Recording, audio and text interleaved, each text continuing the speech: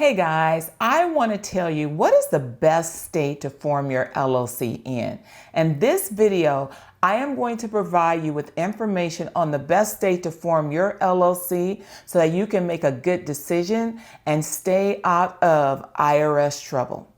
As you can imagine, states are looking for taxes from residents, and they're also looking for taxes from people that do not reside in their state. In order to determine what's the best state to file your LLC in, you need to understand this concept called nexus. What does nexus mean? Nexus means that you actually have a connection to that state. And what gives you a connection to that state is really 3 or 4 basic elements. The first connection to a state is the fact that you reside in that particular state. This is where you have your driver's license. This is where you have your residency. This is where you have your address. So that's the first thing that you need to consider. The second thing you need to consider is, do you have business ties in that state? For example, do you have employees that reside in that state? Do you have a physical address, or do you own a building that you are doing business out of in that particular state? That will also define some of the decision making for you. The third thing you need to consider is, do you own property in that state, and perhaps you're located in another state? So I want to break down each one of these items so you can really understand how nexus plays a very important part in your decision making. When you are a resident of a state, and I am going to use California as a prime example, most states require its residents to file a tax return in the state in which they live. There are only 9 states that do not require income tax filings in those states. And when you are in a state that requires income tax filing, that state may have a flat tax rate, or that state may have a graduated tax rate like the state of California does. Therefore, if I am doing business as a California resident in the state of Florida, for example, and Florida does not have any state income tax, and I earn, say, $100,000, is that $100,000 going to be taxed in Florida? No, because Florida doesn't have state income tax. However, California and the other 41 states source income from all states. That means I am going to pay tax on my Florida income to the state of California. And you're probably thinking to yourself, wait, what, Carla? What are you talking about? We thought Florida didn't have a state income tax. You are correct. But because I'm a California resident and California does have a state income tax, California says, Carla, you may have earned that income in Florida, but because you didn't pay any tax to Florida, you're gonna pay all the tax to California. That is why, as a California resident, it makes sense for me to open my LLC in the state of California, where I actually reside. That's very important. What if I am a California resident and I actually am doing business in Arizona? Arizona does have state income tax.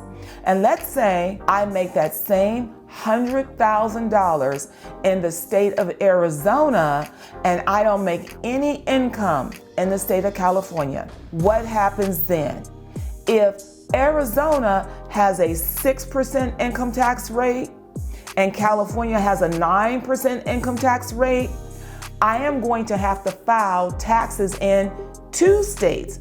I am going to have to file in Arizona, where I made the money, and I'm also going to have to file in California, where I am a resident.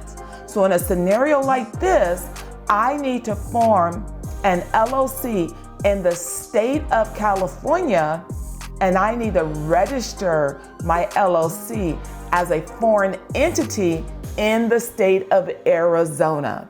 Am I going to pay income taxes in both states? Yes, I am. And let me tell you how that works. We're gonna have that $100,000 that I made in the state of Arizona. And Arizona has a 6% income tax rate, and California has a 9% income tax rate.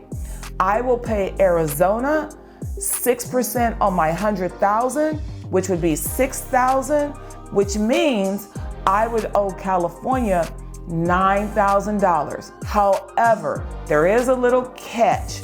California will give me a foreign tax credit for the amount of tax that I paid to Arizona. The $6,000 I paid to Arizona will become a credit against the $9,000 that I owe California. Therefore, I will only have to owe California $3,000 because I've already paid Arizona $6,000.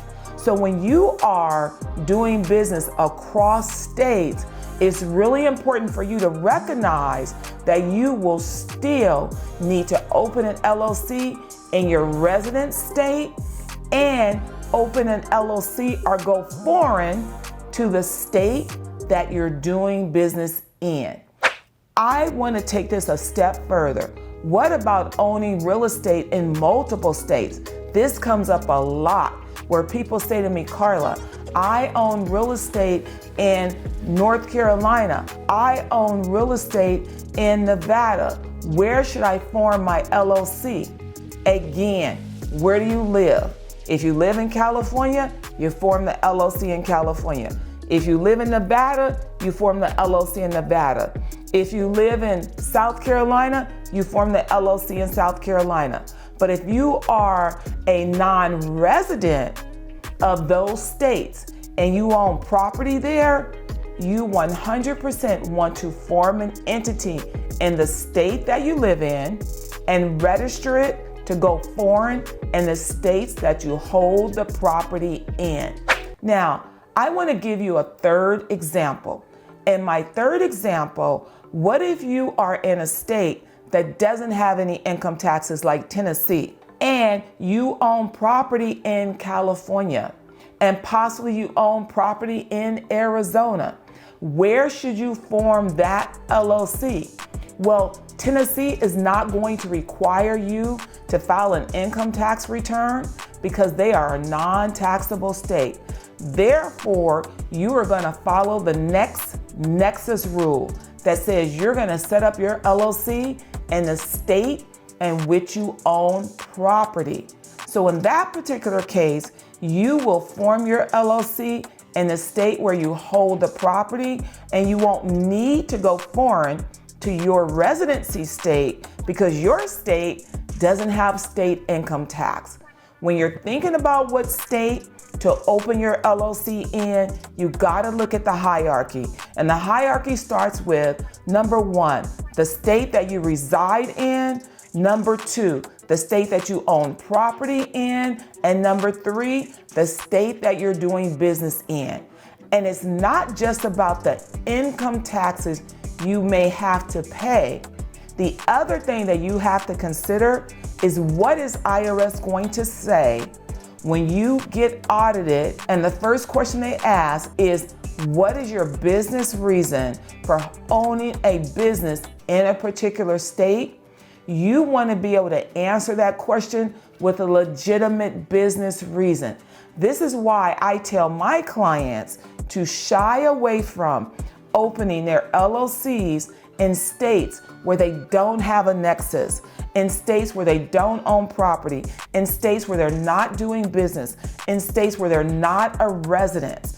Now, I know there's a lot of people out there in the asset protection world that will tell you to open LLCs in Wyoming and Delaware. And I preface this with, I'm not an attorney, absolutely not, but I deal with the IRS all the time. And one of my goals is to make sure that my clients' business expenses are not disallowed.